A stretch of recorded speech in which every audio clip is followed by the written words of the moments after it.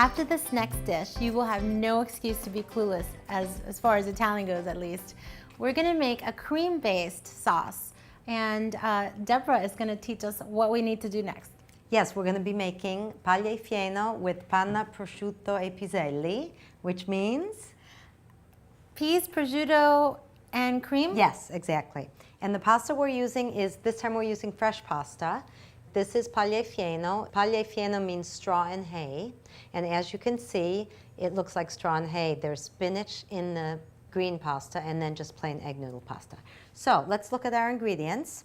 We have extra virgin olive oil, butter, minced shallots, a little clove of garlic, peas, and you can use frozen peas or better yet fresh peas when they're in season, a little pinch of sugar, salt, pepper, some freshly ground nutmeg, and then grana padano cheese at the end. I'm going to put about 3 tablespoons of oil in my pan, and then I'm going to add a couple tablespoons of butter. We're going to add half the butter in the beginning and half the butter at the end. And now we're just going to let that melt. And while that's melting, I want to show you how to mince the onions. Okay, because do you know how to mince onions? Shallots? Well, are shallots the same as onions? No, shallots are a little bit milder than onions. But they're in the same family? They're in the same family, yes. That's what I thought. They sort of smell like onions, but milder. Mm-hmm. Okay, and they're beautiful purple color. So, no, I don't know how to mince them. Well, an easy way to mince onions without staying there all day, you're going to make cuts in the, you're going to make little vertical cuts. Then you're going to take your knife flat and watch your fingers, always hold your fingers back. Okay. And then you're going to make like, kind of like planks. Mm-hmm. Okay? And then you're just going to chop down. And you already have little dice, little mince. And then you can always get a little bit finer. And then when you get toward the end, you can just get rid of the root end because you don't want to cut your fingers. And then once you're there, you just do that. So if you want to do that we did last time. Just hold it down. Yes, like I'm going to check the pasta water. Okay. It's boiling. I'm going to add my salt like we did last time. And we're going to add again a couple tablespoons of salt at least, and there it goes. I just noticed that, again, when you add the salt, it sort of calms down the boil. It does. In fact, it stopped boiling now. I'm going to cover it again just until we're ready. Is that good? That's good. Great. And I'm going to mince it just a little bit finer. Could you peel me a clove of garlic? Yes, just smash definitely. it and peel it again, Zuzy. I love this new trick. I never knew how easy it was to open up garlic. You just give it a little smash, and look, it comes Isn't right that off. amazing? It's I know. so easy. Well, I used to peel garlic meticulously with my knife like it was an apple. Now we know. Okay. So you just need it smashed? Smashed, and that's it. And we'll put it right in the pan great. with the shallots. And these shallots are pretty fine. You can get them as fine as you like. In fact, I've got some here, and I'm just going to use these. Okay, great. So I've got the shallots going into the pan. So you're putting these in relatively soon with the oil, right away? Yes, and my flame is low, so they just very gently, cook very gently. That's very important with this dish because this is a very delicate pasta. Yes. So I want all the flavors to exude into the oil and infuse the oil. I don't want any burning of ingredients. Okay, great. Okay. So once those are a little bit softened, we'll add the peas. Okay. And then let me show you how to cut the prosciutto. Great. This is prosciutto crudo, and this is not cooked, it's cured. So it's really pretty fresh. You can also use boiled ham if you like. Some people okay, that's prefer a good that. alternative. It's an alternative. Let's turn this down a little bit. Okay, great. And see our shallot, that smells delicious. Our shallots and garlic are just marrying each other. Okay, so what I usually like to do is I usually like to roll it up. Ah. Makes it easier. Okay. And then all you want to do is make little, Oh, that's so cut easy. it into strips, little strips. And I'm just going to check on this. So when these soften, it's time to add our prosciutto, little thin strips. Thinner? Mm-hmm. Okay. Deborah, you have to tell me about your time in Italy. Was it as romantic to live there as I imagined? Oh, it was very romantic. And more than romantic, it just taught me how to live. The quality of life is incredible, and the people are incredible, and they really live life to the fullest.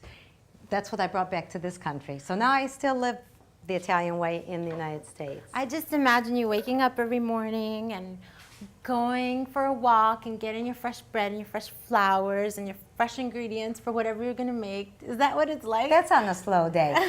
Even in Italy, we had I lived in Milan also, and it's hustle bustle. So yeah, you do stop and have a nice cup of coffee with a friend. Italy's on my list. I haven't been there just yet. So now we need to add our prosciutto.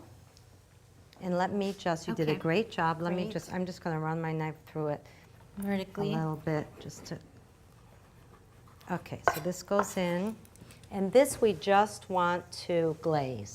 Okay, we don't want to fry this. We don't want it crisp at all. So I'm just gonna coat it with the oils. And then once it heats through, we're going to add our peas. That looks beautiful. Okay, so now we need just a little bit of water. Here you go. Thank you. Okay, so at this point, we're going to add our peas. Mm-hmm. So again, this seems so simple, and it already smells amazingly delicious. And all you have in there, Can you pass me the pepper? garlic, shallots, prosciutto, peas, olive oil, pepper. Pepper, and now I'm adding a little bit of water. A little bit of water, because now we're just going to cook the peas through a little bit. I think we underestimate the power of simplicity sometimes. When you make a dish with ingredients that are so simple and so fresh and it tastes so good, it just gives you hope to imagine that it doesn't have to be so hard, you know? No, it shouldn't be. It should be an extension of yourself and nature and the whole thing. So on that note, I'm adding just a little pinch of sugar, because since these are frozen peas, they're not spring peas, which are really sweet, we're gonna fake it. We're gonna give a little bit of that nature back. And all you need is a little bit. Just a little pinch, just a little pinch. Deborah, if I told you what I added to my pasta at home when I'm making my pasta at home, you know, on the nights that I don't want to go out, I would add sugar, cinnamon, turmeric, whatever is in my cabinet, because I would taste it, wouldn't taste right, because I wasn't salting it, I wasn't boiling it properly. So now I'll never do that again. Good. So have you learned something today? Yes, Good, definitely. I'm glad. Okay, so our peas, I want to just taste a pea. Good, another minute. We're going to add our cream. Oh, great. Now this That is looks heavy delicious. cream. Now, can you alternate? Can you use a lighter cream for those of us that want to watch our calories? Well, if you want to watch calories, I don't think you should make this dish. Well, you That's can. my Maybe you can honest have it in a opinion. small portion. Exactly. I would cut the portion in half. Okay, that's a good compromise. That's the Sophia Loren diet. Right, exactly. She does that, and she's very So successful. don't sacrifice taste, sacrifice the portion. The portion, so Okay. you don't deny yourself and you're satisfied. Right. Then you won't crave anything. So our secret ingredient in this dish is freshly ground nutmeg. Ah, So I I've would got- never think to do that. Here's It here's gives it a nutmeg. fantastic aromatic fragrance. So here's, ooh, it and smells so usually- fragrant right away. It So here's is. what the nutmeg looks like. It looks like a nut. So I just shave right off the rind? I want you to use this, but I want you to be very careful. Okay. Because it's very sharp. And just grate a little bit into the pasta. Oh, excellent. We use nutmeg in cream sauces usually in Italy. So if we're making pasta, if we're making a white sauce, a bechamel sauce, we always use that little pinch of nutmeg. It makes a big difference. That's Oh, I enough know, pasta. Okay. Okay, great.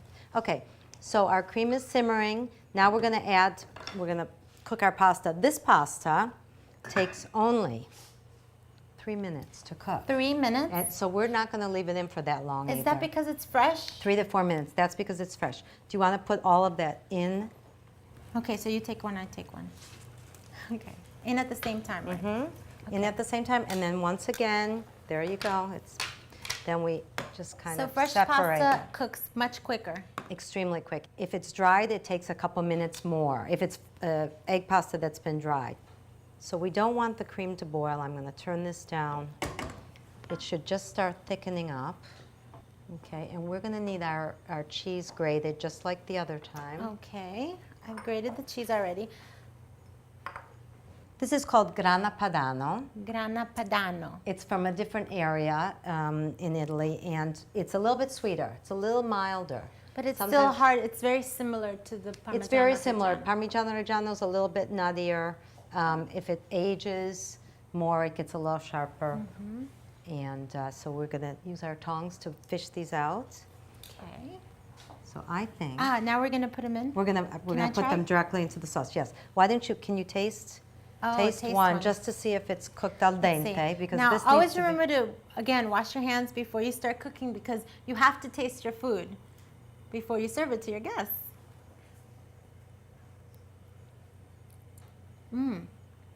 It's perfect, Okay, great. and So- it's not too salty. And I'm going to put just another pinch of salt into our cream. Okay, so now we're going to do the same. I'm going to take my garlic out. Okay.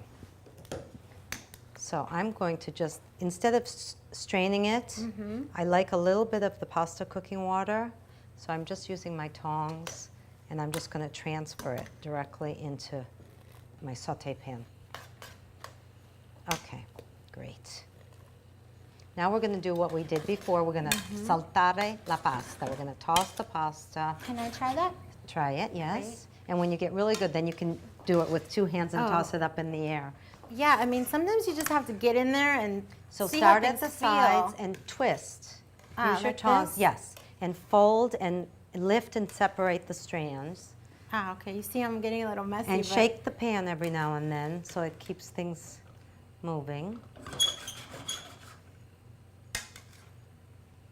Okay, little good. by little. So let me show you a little trick. Show me some tricks. So you shake the pan with one hand so that kind of levels it. And then you turn the sauce over the pasta. See how it, and then you lift it up. And you just, okay. So now that's done. Okay. Now we'll add the cheese. Oh, great. That looks delicious. And look how different these colors are. There's just This green is in the a ham. totally It's different beautiful. pasta than the Yeah, it's other very, one. very different. Okay, so add the cheese now. Add it all in? Mm-hmm.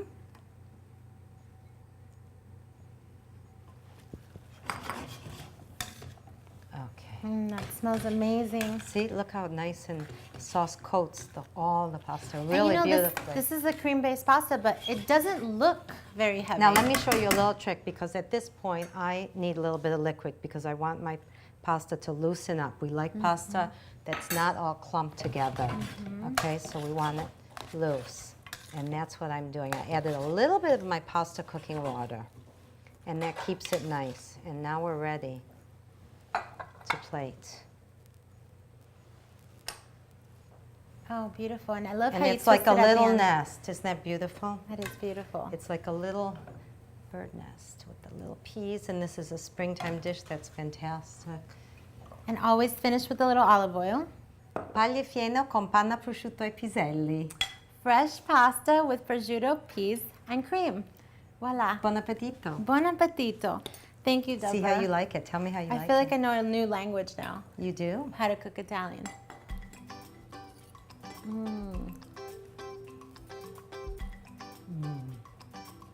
Deborah, this dish is so amazing. I wish you could taste it. The sweet taste of the peas with the savory prosciutto, it's a perfect combination.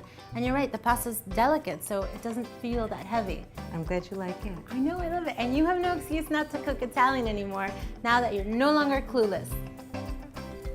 Buon appetito!